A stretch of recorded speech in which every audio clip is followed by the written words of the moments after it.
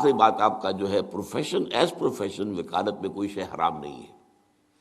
آپ کا کام یہ ہوتا ہے کہ آپ کا سائل جو بھی ہے آپ کا وہ چونکہ قانون سے واقف نہیں ہے، اگر اس کے لیے قانون کے اندر کوئی گنجائش موجود ہے اس کے معاملے کو سپورٹ کرنے کے لیے تو آپ اس کو نکال کر اسے دیں، یہ آپ کا کام ہے۔ ہمارے یہ پچھلے زمانے میں یہ مفتیوں کا کام ہوتا تھا، مفتی اور ہوتے تھے، قاضی اور ہوتے تھے۔ قاضی ہے جس نے جج بن کر فیصلہ دینا ہے، لیکن مفتی جو ہے لیگل ایکسپرٹس کی حیثیت سے وہ فتویٰ دیتے تھے۔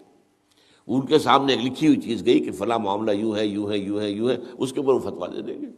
وہ یہ نہیں ہے کہ گواہ بلائیں کہ اس نے فلاں شخص نے آپ کے بارے میں یہ کہی، آئیے ذرا گواہی دی، یہ کام مفتی کا نہیں ہے۔ مفتی کو تو جو چیز دے دی گئی ہے اس کے اوپر اس نے ایکسپرٹ اوپینین اپنا دے دینا ہے بس۔ قاضی کا کام یہ ہے کہ وہ گواہی طلب کرے گا، آپ دعویٰ کر رہے ہیں تو گواہ لائیے، اور کوئی شخص جو ہے دعوے کا انکار کر رہا ہے، مدعا علیہ جو ہے وہ اگر اس کی جو ہے وہ نفی کر رہا ہے تو وہ گواہ لے کے آ رہا ہے، پھر گواہوں پر جرا بھی ہو وہ سب کچھ ہوگا۔ یہ قضا کا عمل ہے۔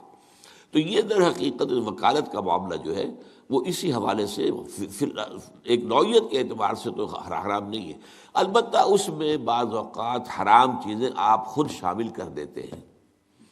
مثلا جھوٹ بولنے کی ترغیب دے رہے ہیں، اپنے موکل سے کہہ رہے جھوٹ بولو، اور ورنہ تو یہ بات تمہاری نہیں بنے گی۔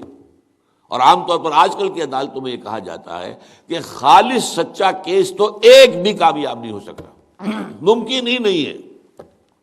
یہ ہے پھر معاشرے کی خرابی ہے کہ معاشرے کے اندر نہ سچائی ہے، نہ دیانت ہے، اور نہ کسی گواہ کے اوپر آپ اعتماد کر سکتے ہیں۔ وہ گواہ جو ہے وہ کرائے کا گواہ ہے یا کیا ہے، تو اس لیے ساری خرابی جو ہے وہ جوڈیشل سسٹم کی وہ موجود ہے۔ لیکن فی نفس ہی وکالت کا پیشہ حرام نہیں۔